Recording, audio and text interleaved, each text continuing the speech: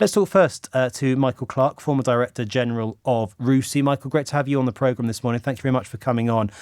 Your initial response, your initial reaction when you heard the news of this attempt on President Trump's life. Good morning to you. Yeah, morning. Yeah, when I heard about this last night, I thought the only way that this American election campaign could get any worse would be for an assassination attempt to take place, either against Trump or against Biden. It doesn't really matter which of them. This is the only way this campaign could get any worse, and it's got worse. And it's pretty appalling.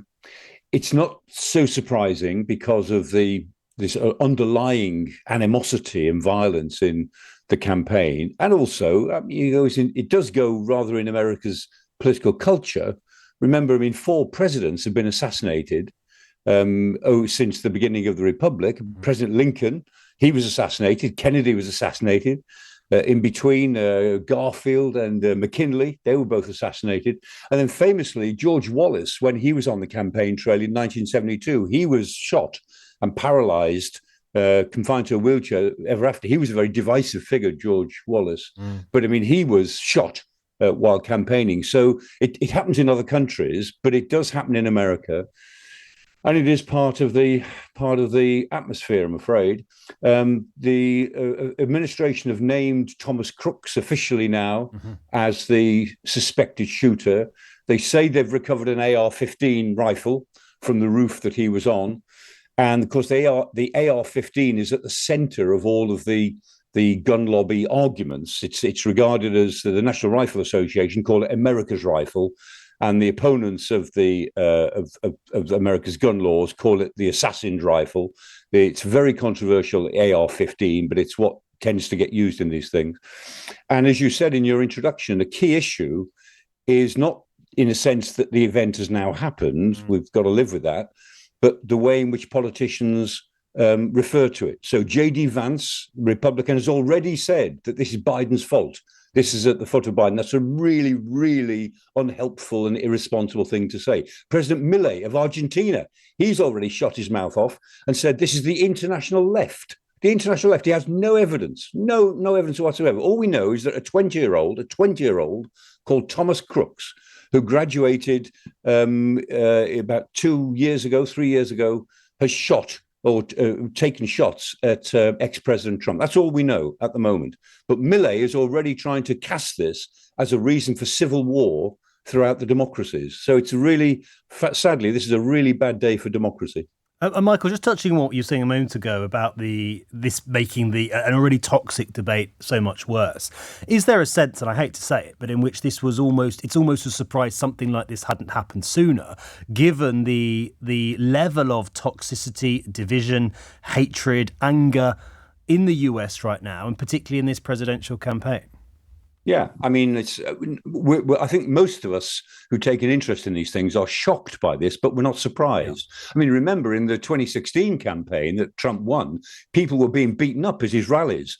People who stood up and shouted opposition slogans to him, to the Republicans, were being beaten up, rather in a sort of Nuremberg style. That was going back a little way now. But all that toxicity is just built up in the years since. So no, it is shocking. But it's not surprising. And as I said at the beginning, in a way, it doesn't matter whether it was at a Trump rally or at a Biden rally. The fact is, somebody is now taking pot shots at one or other of the candidate. The other issue that comes out of this, of course, is whether the protection was good enough. I've been looking at in the last few hours at the layout of all of this. And the shooter, this Thomas Crooks, he only had about 400 feet to shoot, and he had a clear line of sight from a roof that was not being covered by the security forces in a very small place. That was astonishing that some flat roofs were not actually being patrolled within about 100 meters, 150 meters of one of the candidates. That's amazing. Enormous questions for the Secret Service to answer, Michael. Indeed. Michael, thank you so much for coming on. Michael Clarke, former Director General of RUSI. How did a gunman with a high-powered rifle get 150 meters away from a former president, current presidential candidate, with a direct line of sight? Reports, too, that the Secret Service had seen a man crawling on a roof and allowed the event to go ahead. huge unanswered questions for them. Let's bring into the conversation Scott Lucas, Professor of US and International Politics at University College Dublin. Scott, great to have you on the programme too this morning. Thank you for your time. Could I start with just the consequences of this in terms of the political race? I appreciate it's early days, but from your expertise and your experience on this issue, how do you see this impacting the presidential election? Good morning. Good morning to you. I shouldn't do this as an analyst, but I have to say the answer on what is going to happen in the election in terms of an outcome has to be wait and see. It is just speculation here. We have had political violence, including assassination attempts against presidents in the past. But we have not had one in a presidential campaign since 1972, when George Wallace, who was effectively an independent candidate, was shot and paralyzed as he ran for the Democratic nomination in Maryland. Where I think Michael Clarke has made, the essential argument this morning, and in terms of where my concern lies here is what are we talking about here now in terms of the cycle of political violence? We have had political violence in recent years, even before the Trump years. Gabby Giffords, the Democratic senator, shot in the head, seriously wounded in 2011. Steve Scalise, the Republican representative, shot, seriously wounded in 2017. Kidnapping plot against Gretchen Whitmer. But the striking thing to me here is, of course, that the immediate victim of the assassination attempt yesterday is the man who Michael Clarke rightly pointed out is one who campaigns, in a sense, on a platform of political violence. And we need to be very honest about this. Trump has called for violence against protesters at his rallies, but he's also called for violence against demonstrators elsewhere, such as Black Lives Matter. He's called for violence against immigrants. He's called for violence against the media. He's called for violence against those on the left, whoever that might be. And the immediate response from Trump supporters was to call for more political violence, even as people were trying to figure out what was happening. Trump supporters in the crowd were saying, Press did this, Biden did this, Democrats did this. And the iconic photograph will be that one of Trump raising his fist in the air with the American flag behind him. Yep.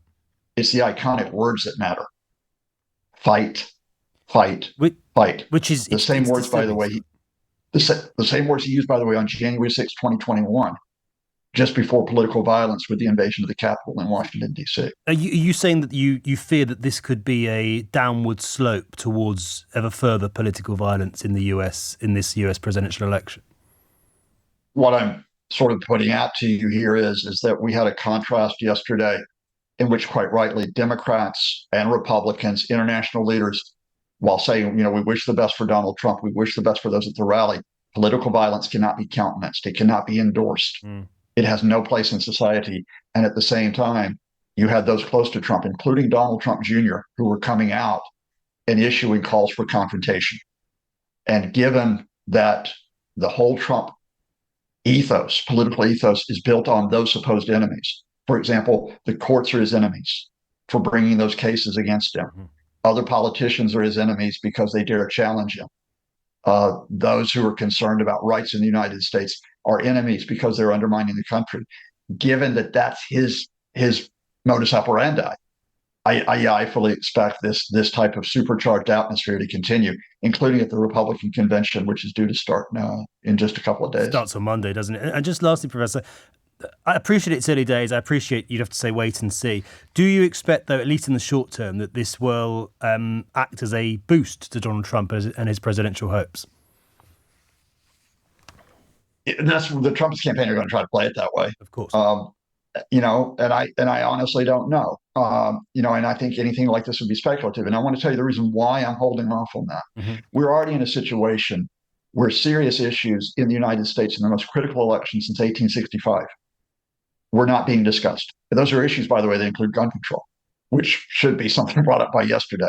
There are issues like the economy, immigration, healthcare, climate change, foreign policy. We were in a cycle where everything was just before this event about Joe Biden and his mental ability without talking about Donald Trump and his mental fitness. This will now come on top of this, where the issues will be pushed aside in this campaign. They'll be buried. under Okay. what I think are going to be these calls to make Trump a political victim. So it's not just the question of does this help get him the presidency? Mhm. What type of America do you have if this is the type of campaign that plays out over the next 4 months?